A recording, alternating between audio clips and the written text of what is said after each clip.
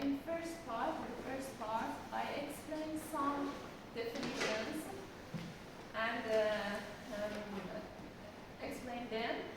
In the second part, that is the most important part, I explain you about the normal hemostasis, the normal coagulation, and some deficiencies in this cascade. And in the third part, I explain you about some disorders in coagulation. Okay? So we start with the first part, some definitions. Do you know what is hemostasis? What is? It's the maintenance of natural bowel movement. No. It's hemostasis. Oh, sorry about that. Hemostasis. Sorry. Okay. It's like cessation of blood coming from the blood vessels. Uh-huh. It's stopping. Thank you. Okay, so they are different. Hemostasis and homeostasis. Okay? Hemostasis, as you see, is the process of blood clotting that prevents excessive bleeding after blood vessel damage. This process should be in an equilibrium. I mean that inadequate hemostasis is bad and inappropriate clotting is also bad. In inadequate hemostasis, we may have hemorrhage, internal hemorrhage or external hemorrhage. And then we can have disturbed tissue perfusion, and if it is massive and rapid, we may have hypotension, shock, and death. And also in inappropriate clotting, I mean thrombosis, we may have some dangerous events, such as embolism or infarction of the tissue. Also, we have two terms as hyperemia and congestion. Do you know what do they mean? Hyperemia, congestion. High blood, high amount of blood. High amount of blood in vasculature. Okay? So what's the difference? Congestion is due to obstruction. Congestion. Obstruction of Vessels. blood vessels, okay? And hyperemia? It's due to the dilation. Dilation of the vessels, okay? I will can add, it can be due to maybe dilation or there is increased metabolic use. The metabolism, like we require more oxygen in that muscle or like in that tissue. So it can be also due to that hyperemia. Okay, thank you. So as you said, hyperemia is active process and congestion is a passive process. In hyperemia, you have dilation of arteriolar blood vessels, so you have a lot of amount of blood in the tissue. So the tissue is redder than normal and you have oxygenated blood in the tissue. Okay, in hyperemic tissues. But in congestion, because you have obstruction of venous blood, you have deoxygenated blood in the tissue. So the color of the tissue is cyanotic, is somehow blue-red color or cyanosis, we say cyanosis. Congestion may be locally or systemic, okay? You may have congestion in your leg or you may have systemic congestion, for example, because of disturbed venous return in the heart, to the heart, okay? So we have congestion of all venous blood vessels. Okay, so in long-standing chronic congestion, because we have inadequate tissue perfusion and we have persistent hypoxia, we may have parenchymal cell death and so secondary tissue fibrosis, as you studied in previous session. So it may be dangerous. But what do we see in morphology? Can you say me what is this tissue in histology? What is this tissue? This is lungs. Line. And what are these structures? Blood vessels. Blood vessel, no. Alveoli. Alveoli. Okay. What do we have? What do we have in alveoli? Which content? Capillaries. Air. Okay. Air. Oxygen. Okay. And air in color is colorless. Okay. In the morphology is colorless. But you see a pinkish material in alveoli here. Okay. What is it? Capillaries. Which are capillaries Capillaries are spread in the alveoli. capillaries are here in the fibrous septa of the alveoli. Okay. Here we have normally we have capillaries here. But the capillaries, these capillaries should be compressed because they are not dilated, and normally we don't see the lumen of the capillaries here. But as you see here, we are seeing the capillaries and the RBCs in the capillary. This is abnormal. Okay, they are dilated, so you can see the RBCs inside the capillary. So they are dilated due to obstruction, and the plasma in the capillaries are going to alveolar spaces. So you see a pinkish material that is plasma in the alveoli. Do you agree me that this can be very dangerous? Yes. Because in some spaces that we should have air for breathing, we don't have air and we have plasma, pinkish material, and this can be very dangerous. This is an event that we may have in chronic congestion of pulmonary tissue. Okay? On microscopic examination, in acute pulmonary congestion, we have this picture, and if it is chronic, it can be very, very dangerous. It's marked by blood-engorged alveolar capillaries and variable degrees of alveolar septal edema and intraalveolar hemorrhage. We may have intraalveolar hemorrhage. In chronic pulmonary congestion, you may have thickened and fibrotic septa, and the alveolar space contain numerous macrophages laden with hemosiderin. What do they come from? Because when you have hemorrhage here, you have the degradation of the RBCs, release of hemoglobin. Hemoglobin contains iron, and the macrophage is iron.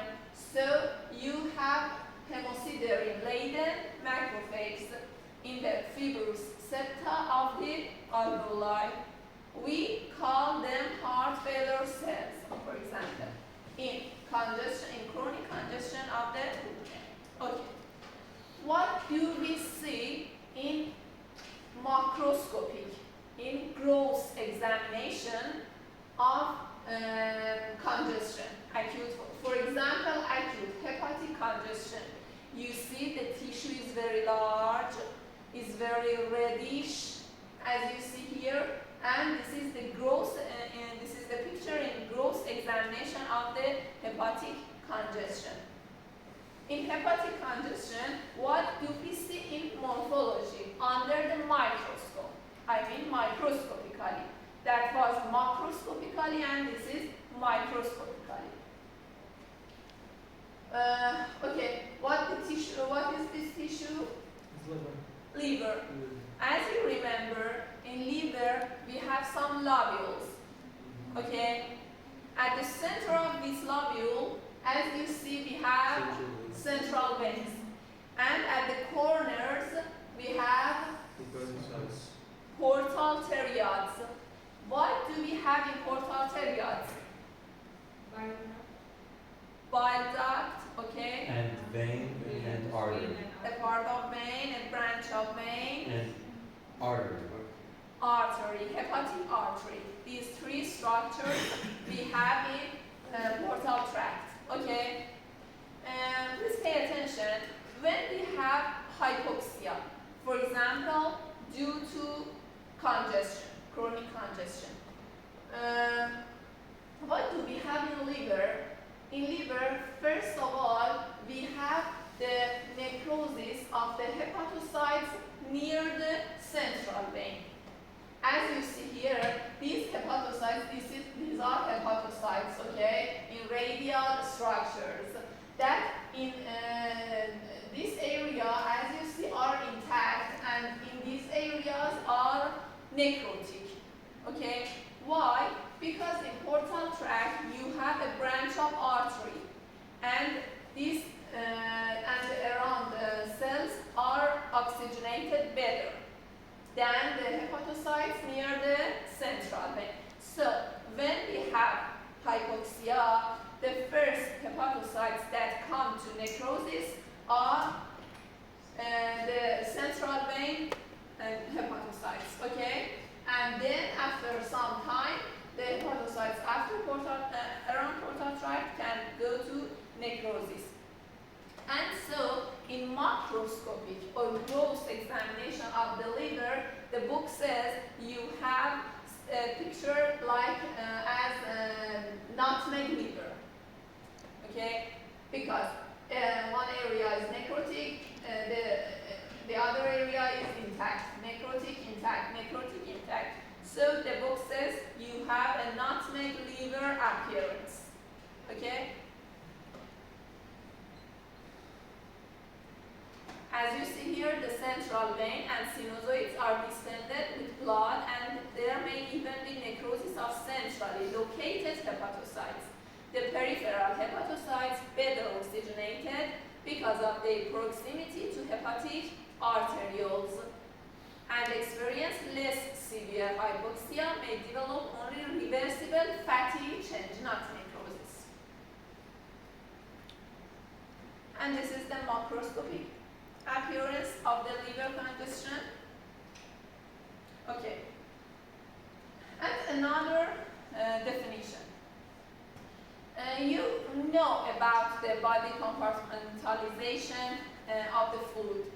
You know that we have intracellular and extracellular fluid, and you know that extracellular fluid comes to interstitial fluid and plasma body, okay?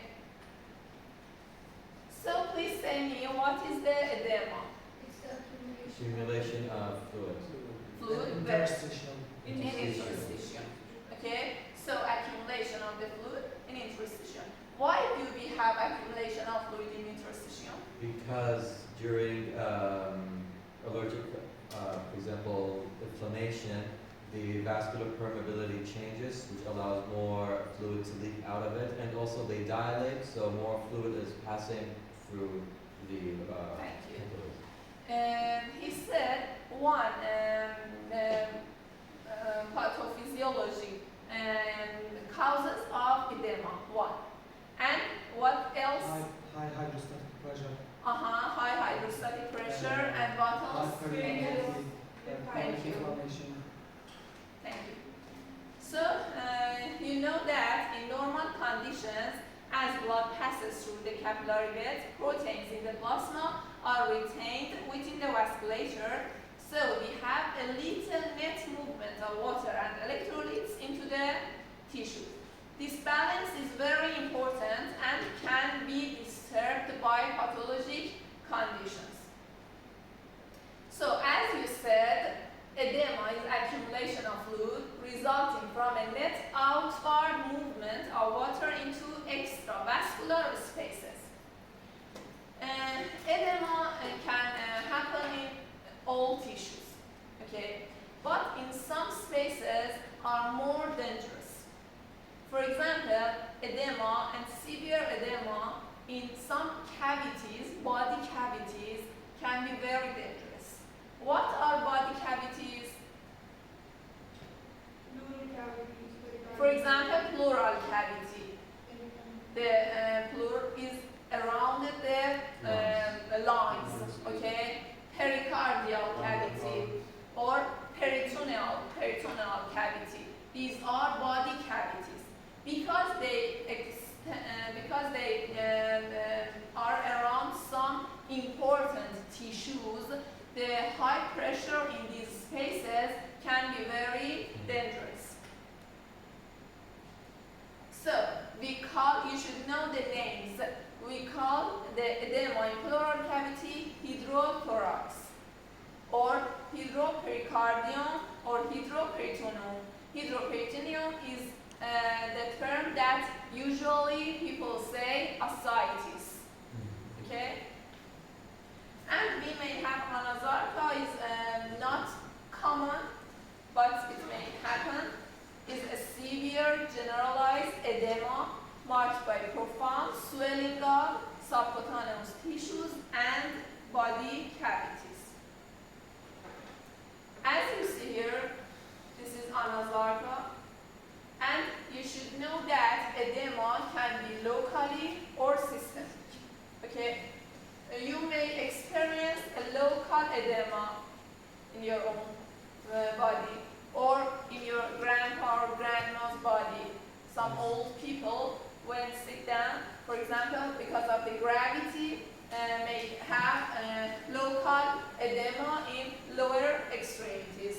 Okay, as you see here, local edema, and generalized edema. Okay, as you said, and as you know, in blood vasculature, we have some pressures. Hydrostatic pressure want to move the plasma outside the vasculature, and plasma colloid osmotic pressure because of the proteins, and this is because of colloid osmotic pressure of proteins, want to maintain the fluid inside the vasculature. And the balance is very important, as you know. When we have high hydrostatic pressure or low osmotic pressure, we can have edema. Okay?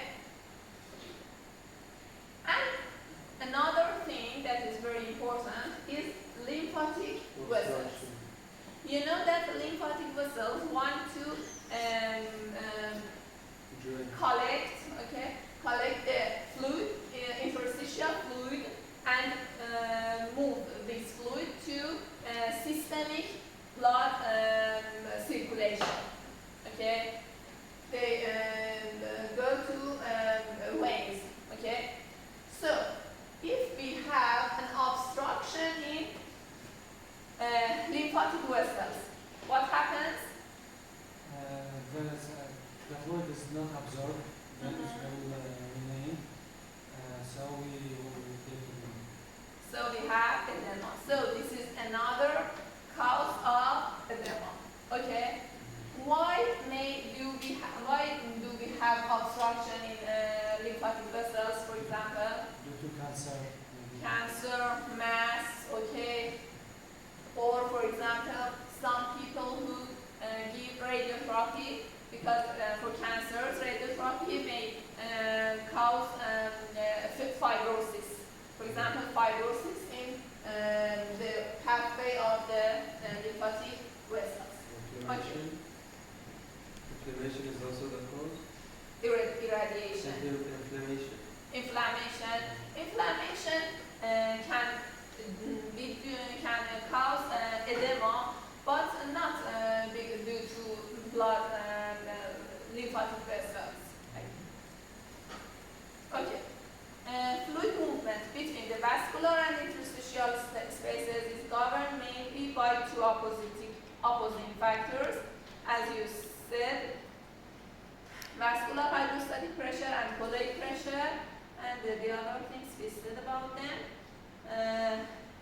So the pathophysiology categories of edema is increased hydrostatic pressure, reduced plasma osmotic pressure, Sodium and water retention, you know about this. When we have sodium and water retention, we may have edema, lymphatic obstruction as you saw, and inflammation as doctor said. Because in inflammation we have the increased permeability of endothelial cells.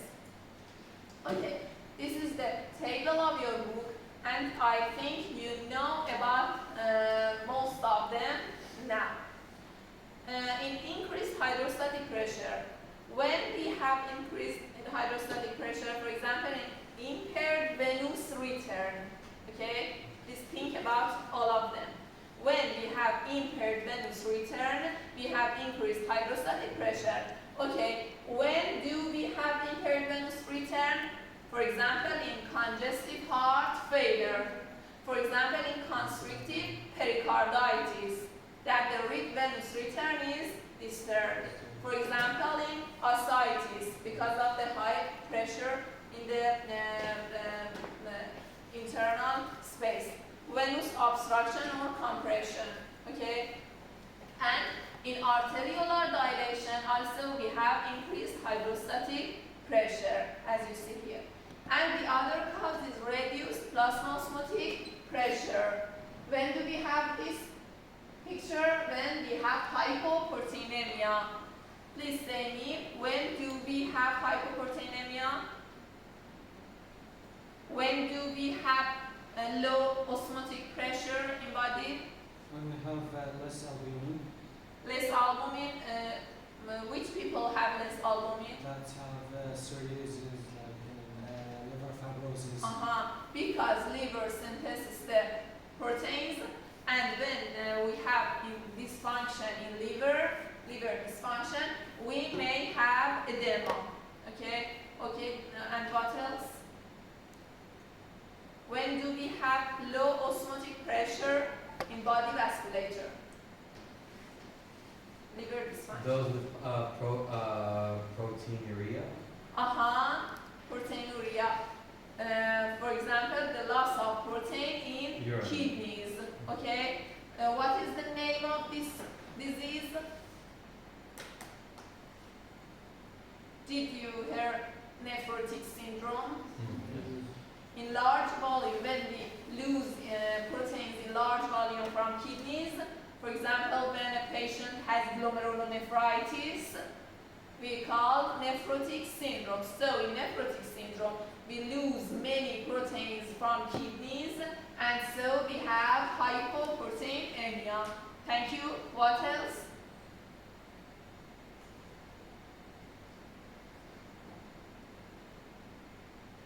Protein losing from kidneys or from, for example, bowels. Okay, we can have. Or when doctor said liver dysfunction, we can say in malabsorption also we have hypoproteinemia. So in the table of your book, as you see, in reduced plasmaosmotic pressure, the causes are protein losing glomerulonephritis, or protein losing gastroenteropathies, or liver cirrhosis, as you said, and malnutrition. Okay? Doctor, you will ask about them? I asked. Yeah, in final exam. You will ask about like the causes of like. In reducing- exam? Yeah. Yes. You may ask.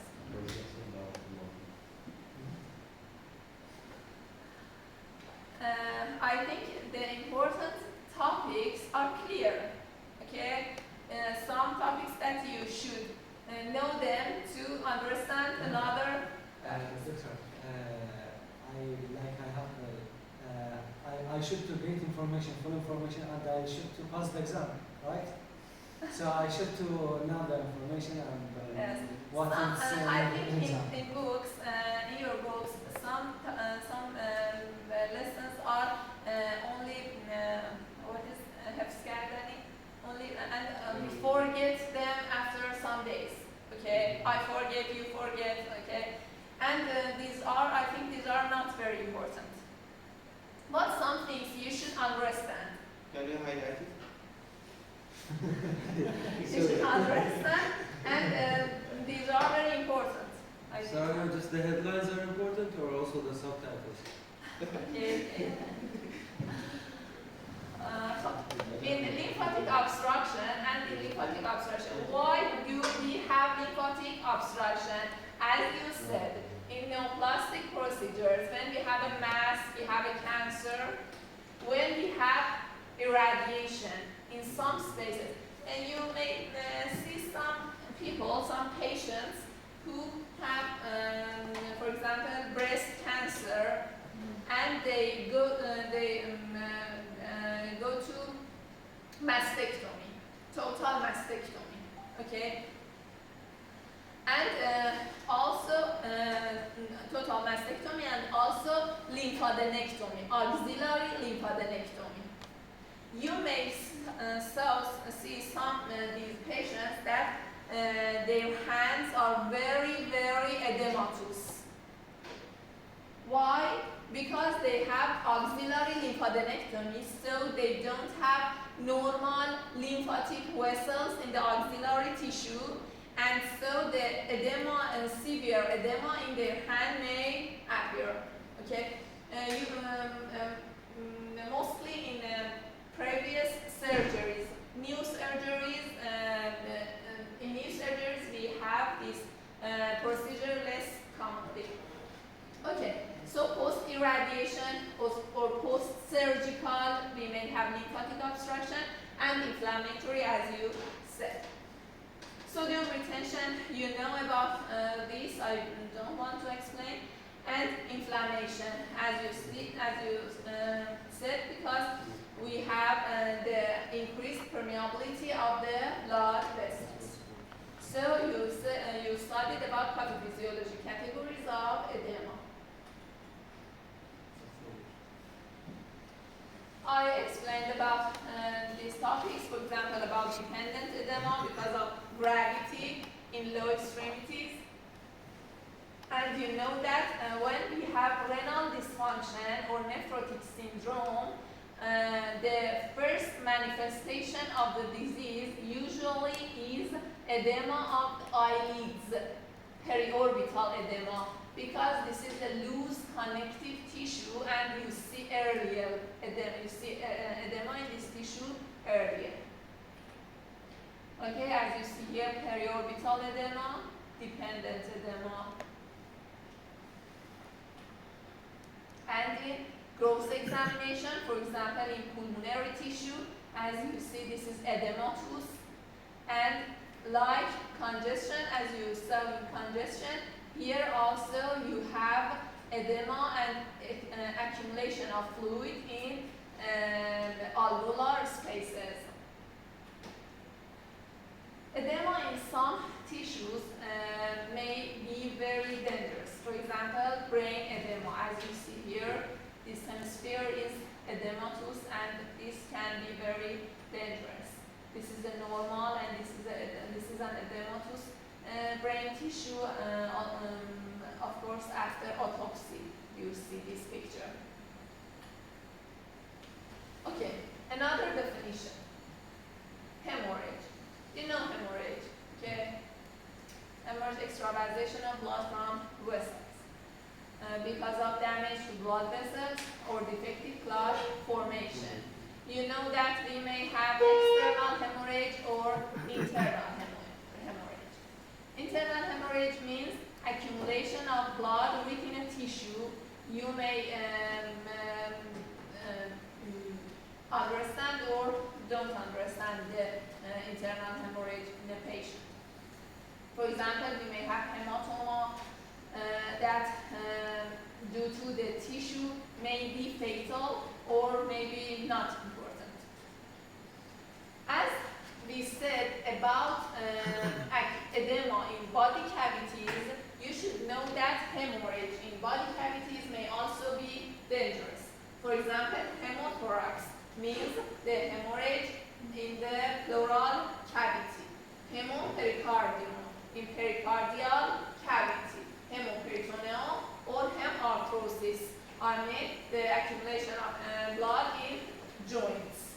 Okay, these may be dangerous. Hemothorax, hemopericardium,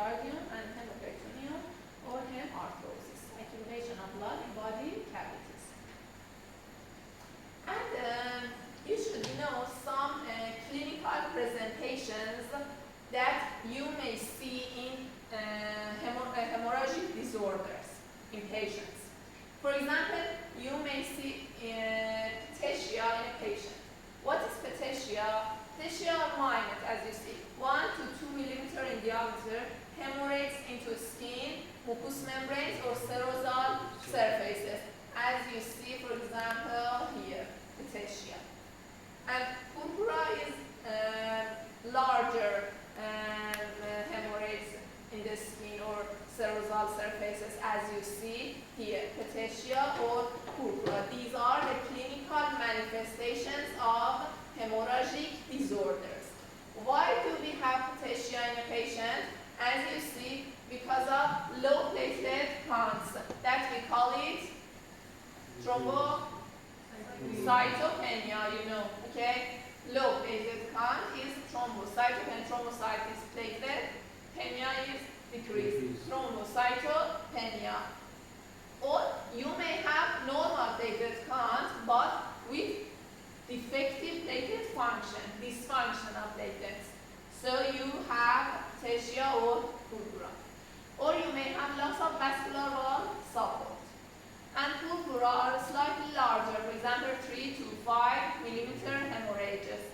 And purpura can result from the same disorders that cause petechiae, as well as trauma, vascular inflammation. For example, in vasculitis, you may have purpura. And the larger hemorrhage that are ecchymosis. You may experience ecchymosis, bruise, cavity. Ecchymosis are larger, 1 to 2 centimeters, subcutaneous hematoma.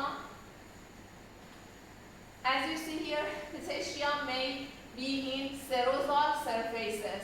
You don't see externally these pictures, these appearances. For example, you see endoscopy or colonoscopy, this picture, okay? Petechiae may be in skin tissue or serosal surfaces, as you see here. And this is purpura, larger than petechiae, as you see here, in the skin, petechiae, purpura, and ecchymosis.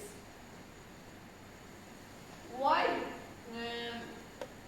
should you know these appearances? Because you can suspect two hemorrhagic disorders in a patient. Okay?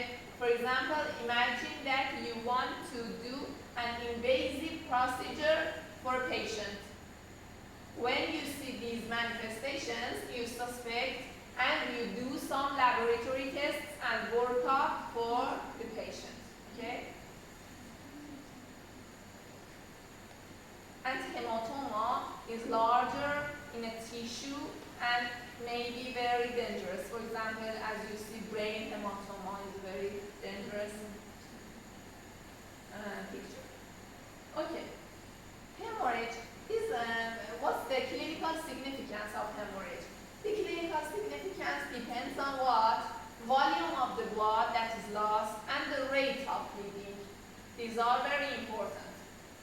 And the other thing that is very important is the site of hemorrhage. You know that some tissues are very susceptible to hemorrhage, to hypoxia, for example, brain, for example, myocardium, but some tissues are less susceptible, okay, to hypoxia, for example, the skin. Okay, these were some definitions that I wanted to say you. Is there any question? No, that's clear.